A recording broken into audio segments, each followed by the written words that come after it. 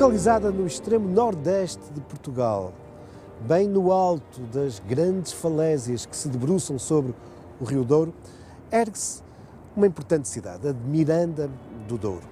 As suas origens remontam a épocas pré-históricas, à Idade dos Metais, mas é fundamentalmente na Idade Média que se vai alicerçar como um povoado estratégico. Do ponto de vista do povoamento da região, mas também do ponto de vista militar, dada a sua localização na fronteira com os reinos vizinhos. Uma importância que se vai acentuar nos séculos seguintes e que, no século XVI, fará mesmo com que, do ponto de vista religioso, dê origem a uma nova diocese. Uma diocese com a sua catedral, aquela que é uma das mais imponentes catedrais do nosso país. Vamos conhecer a Catedral de Miranda do Douro.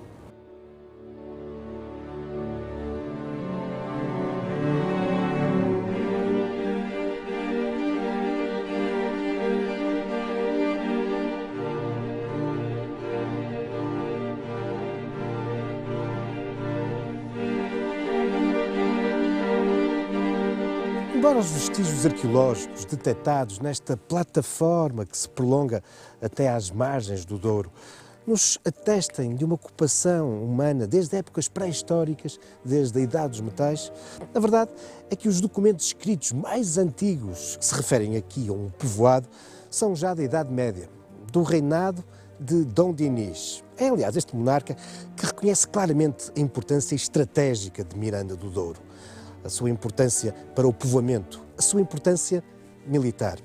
E por isso vai elevar Miranda à categoria de vila. Mas faz mais do que isso. Vai também outorgar-lhe uma carta de foral.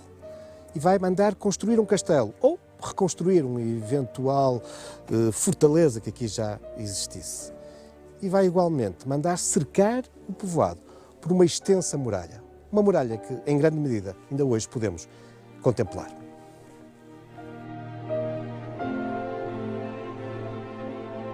O desenvolvimento de Miranda vai se acentuar durante os séculos seguintes. Na crise de 1383-85, Miranda irá tomar o partido do mestre Davis, optar pela via independentista. Tem início a segunda dinastia e os monarcas dessa época vão prestar particular atenção a Miranda do Douro, nomeadamente Afonso V, no início do século XVI, o rei Dom Manuel, e, muito especialmente, em meados desse século XVI, o rei Dom João III. É ele que, em 1545, reconhecendo toda a dinâmica económica e demográfica de Miranda do Douro, vai elevar a vila à categoria de cidade. 1545, o mesmo ano em que, por bula do Papa Paulo III, era criada a Diocese de Miranda. De início, a catedral vai se instalar na igreja local, a igreja de Santa Maria, mas era uma igreja muito pequenina para o número de gente e para a dignidade, para as cerimónias que tinham de ter lugar numa catedral. E por isso, muito rapidamente, uma nova catedral iria surgir no local da antiga igreja.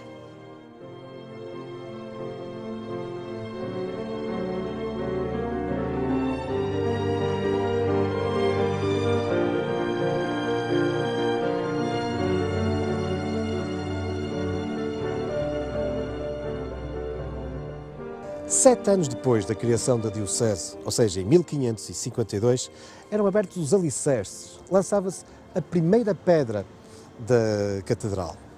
Uma construção que irá durar quase 100 anos. E por isso, edificada ao longo da segunda metade do século XVI e nas primeiras décadas do século XVII, estamos perante um templo que segue claramente o modelo renascentista e maneirista. Isto é, à maneira da época clássica. Era esse o modelo do Renascimento, o imitar dos antigos estilos clássicos. E por isso, esta fachada muito sóbria, de linhas simples, austeras. Este classicismo é apenas quebrado, e apenas em parte, no seu pórtico. Um pouco mais exuberante, um pouco mais decorado. Um pórtico onde se encontra a porta que nos abre um monumento notável. É de facto um templo majestoso, composto por 3 naves, mas todas da mesma altura, criando um ambiente e uma sensação para quem entra de enorme monumentalidade. A planta da igreja é em cruz, com um transepto, ou seja, o cruzamento dos braços dessa cruz, bem pronunciado. Merecem particular atenção as abóbodas, com diferentes e variadas soluções decorativas no seu fecho. Estamos aqui, no entanto, perante uma clara resistência dos gostos e das técnicas construtivas da época anterior, uma vez que estas abóbodas têm ainda muito de góticas. Tem-se debatido muito sobre quem terá sido o arquiteto ou os arquitetos responsáveis pelo desenho da Catedral de Miranda. No entanto, com base em alguma documentação, é hoje mais ou menos consensual entre os historiadores de arte que o arquiteto poderá ter sido Gonçalo de Torralva. Trata-se de resto de um arquiteto que sabemos que era muito próximo da total confiança do rei Dom João III. O que não impede que, pouco depois, um outro famoso arquiteto, Miguel de Arruda, possa também ter feito aqui algumas transformações ao projeto. Bom, não sabemos com toda a certeza quem foi o arquiteto, mas conhecemos bem aquele que foi um dos principais mestres de obras desta catedral, Francisco de Velázquez. Veio para aqui trabalhar por volta de 1560 e aqui irá permanecer até 1576, o ano da sua morte. Sim, Francisco de Velázquez fez sepultar no interior da sua catedral. Aliás, no pavimento desta igreja, podemos observar um conjunto notável de tampas sepulcrais.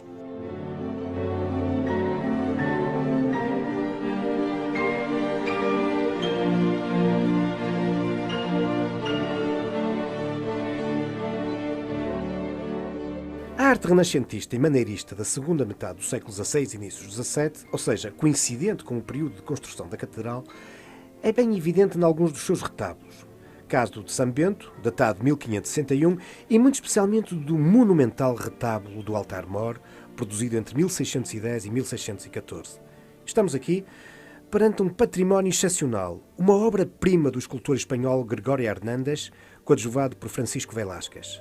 É, aliás, considerado como um dos melhores conjuntos de escultura do século XVII, não só em Portugal, mas em toda a Península Ibérica.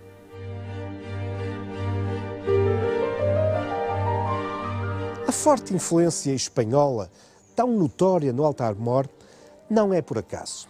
É verdade que desde o século XV, e muito especialmente neste século XVI, as relações com a vizinha Leão e Castela se tinham estreitado. Mas a razão é outra. Desde 1580 que se tinha dado a união dinástica. Portugal perdera a independência e pertencia agora ao vasto Império Espanhol. Mas é também neste período, no início do século XVII, mais precisamente em 1601, que tem início a construção do Paço Episcopal. Tal como a igreja, é uma obra renascentista, monumental, que vem sublinhar a importância, o prestígio do bispo. Um pátio central era rodeado por um claustro. É hoje uma ruína. É o resultado de vários incêndios e, fundamentalmente, do que viria a acontecer, como veremos, no século XVIII, com uma certa decadência de Miranda, após a transferência da sede da diocese para Bragança. Mas regressemos ao interior da igreja, onde existem outros interessantes vestígios do Renascimento.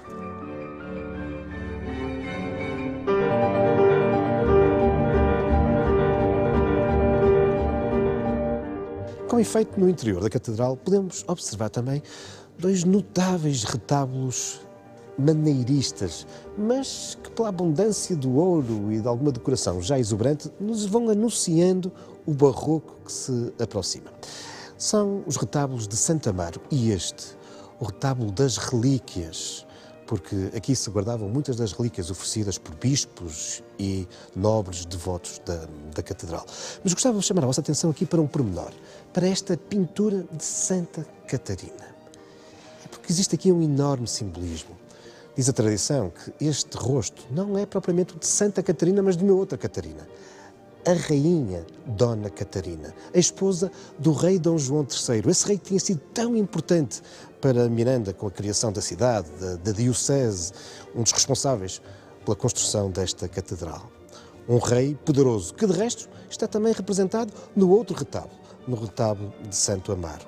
Ora, isto tem um enorme simbolismo, porque este retábulo foi pintado poucos anos depois da restauração da independência de 1640. Era por isso esta afirmação da nacionalidade num período em que nos encontrávamos na Guerra da Restauração.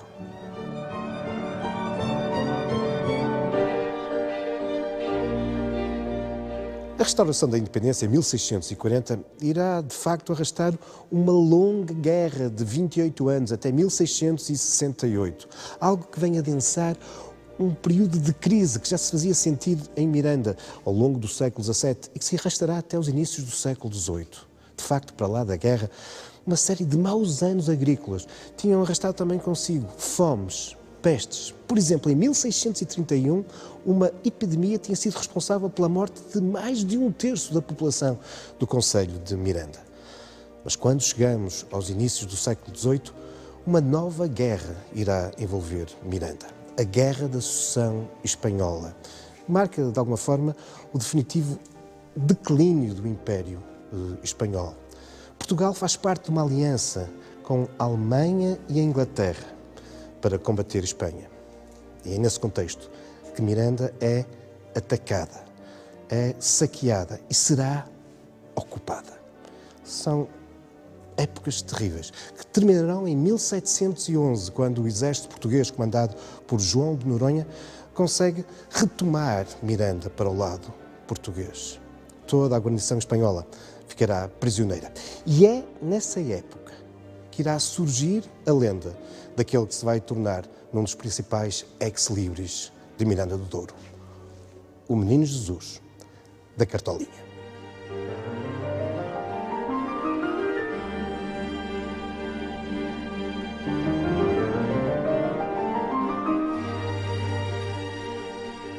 Segundo a lenda, foi com efeito nesta época que surgiu o Menino Jesus da Cartolinha, neste momento em que Miranda está ocupado pelos espanhóis.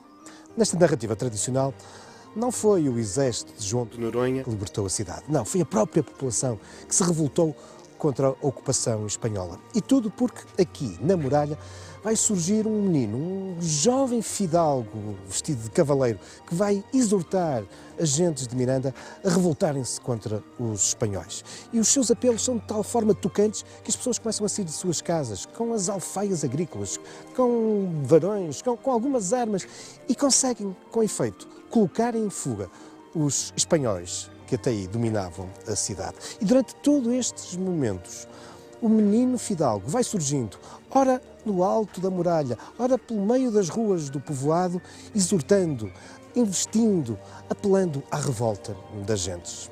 Quando chegam ao final do dia, as pessoas querem agradecer ao jovem fidalgo, mas por mais que o tenham procurado, não o encontraram. Vão então a perceber-se que afinal tinha sido o próprio menino Jesus que lhes tinha surgido e que de um modo miraculoso havia contribuído para a sua vitória sobre os espanhóis. E por isso vão-lhe agradecer, mandando fazer uma imagem do menino Jesus vestido de jovem fidalgo, que irão colocar na catedral e a partir daí ser objeto de uma enorme devoção. Nascia assim o Menino Jesus da Cartolinha. Há uma outra explicação lendária que diz que, afinal, tudo se trata de uma representação de um Menino Jesus mandado fazer por uma freira. Uma freira que se tinha apaixonado por um jovem fidalgo, um amor não correspondido, que de resto o tinha levado para o convento, e que ela, disfarçada de Menino Jesus, afinal mandaram fazer uma representação desse jovem fidalgo cavaleiro. Uma coisa é certa, estamos perante uma imagem que ao longo destes séculos se tornou numa referência incontornável de Miranda do Douro. Certo é que a imagem do Menino Jesus da Cartolinha possui as características de uma escultura dos finais do século XVII e inícios do XVIII, coincidindo por isso, no tempo, com os acontecimentos históricos que lhes são associados. Desses séculos não são, contudo, as suas roupas. Com efeito, ao longo dos séculos, uma das tradições mais arraigadas em torno desta catedral, e não só por gentes de Miranda ou de Trás-os-Montes, é, em cumprimentos de votos ou no momento do pedido de um desejo, oferecer roupinhas para o menino. Embora as mais tradicionais e correntes realcem o seu aspecto de jovem fidalgo e cavaleiro, há muitas outras, e de todos os tipos, gostos e profissões. Repleta de simbolismo é, nomeadamente no inverno, a colocação de uma capa de honras, uma peça de vestuário tradicional, uma marca da identidade mirandesa.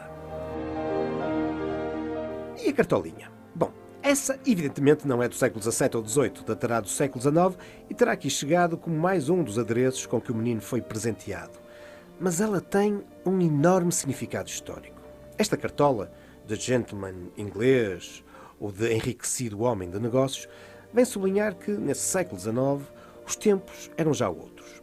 E que o prestígio e a afirmação social já não passava exclusivamente pelo aspecto aristocrático e de cavaleiro, mas se afirmava cada vez mais no mundo burguês e capitalista.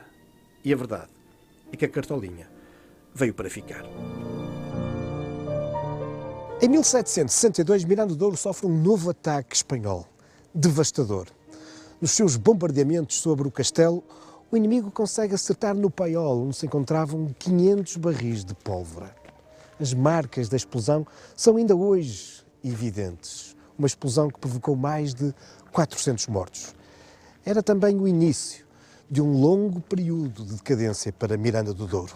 Apenas 2 anos depois, uma outra explosão bem simbólica irá ter lugar. O bispo abandona Miranda e vai viver para Bragança. A população revolta-se, mas nada impede o bispo de levar também consigo o tesouro da catedral. Num processo que se irá acentuar nos anos seguintes e que culminará em 1780 com a criação da Diocese de Miranda e de Bragança e a transferência da sede episcopal para essa cidade transmontana. Nas décadas anteriores à partida do bispo, a Catedral de Miranda conhecera, no entanto, o advento e a afirmação de um novo estilo artístico, o barroco.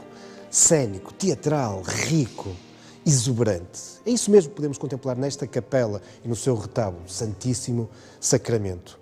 Trata-se de uma obra produzida por volta de 1760, em grande parte pago pela coroa. E é, de facto, uma obra belíssima, exuberante, muito decorativa, anunciando-nos já a fase seguinte, o rococó.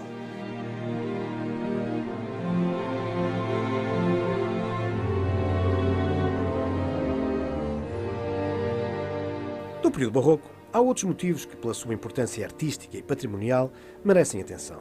O caso dos retábulos em talha dourada do Senhor da Piedade e de São Pedro,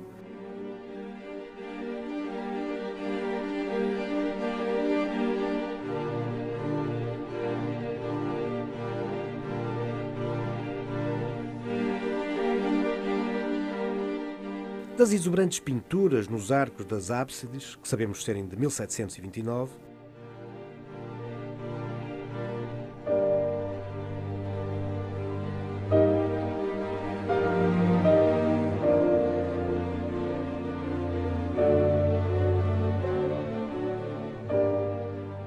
e o magnífico cadeiral do coro, que sabemos também ter sido pintado a ouro entre 1715 e 1716.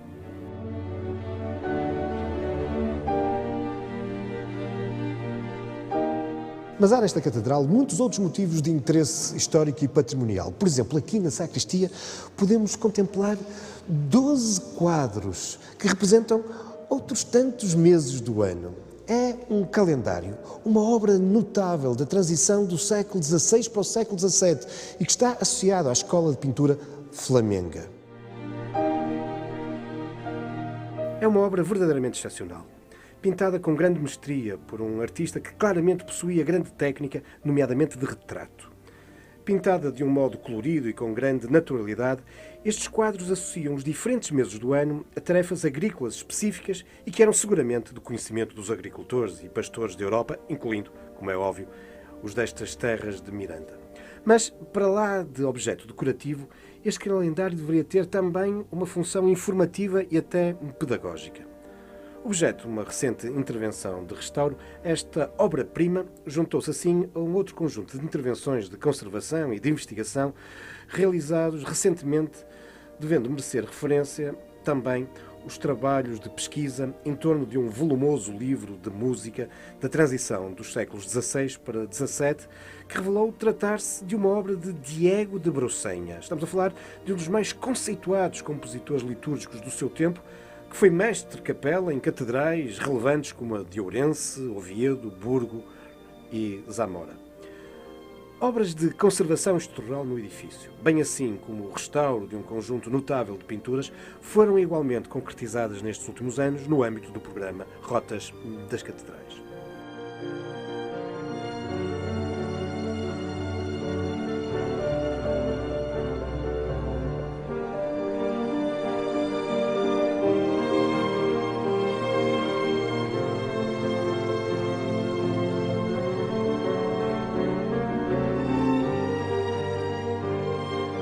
A Catedral de Miranda de Douro possui também um monumental órgão de tubos barroco. Foi concebido e montado por um organeiro do Porto nos finais do século XVII. Há muito que se encontra num lugar de destaque da Catedral. E por isso, há também muito tempo que as gentes de Miranda se habituaram a contemplar esta belíssima peça. A contemplar e a serem contemplados. Sim, porque o órgão é dominado por uma enorme e muito feia carranca. E esta carranca é de tal forma tão desagradável que quando em Miranda se quer dizer que alguém é realmente feio, se diz, obviamente de um ponto de vista irónico e em mirandês, que só es tão guapo ou guapa como la carranca de la Sé. É também com património imaterial deste tipo, alicerçado nas tradições, nos dizeres, nos ditados, que são feitas as catedrais portuguesas. Outros motivos de interesse histórico e patrimonial para continuarmos a trilhar a rota das catedrais.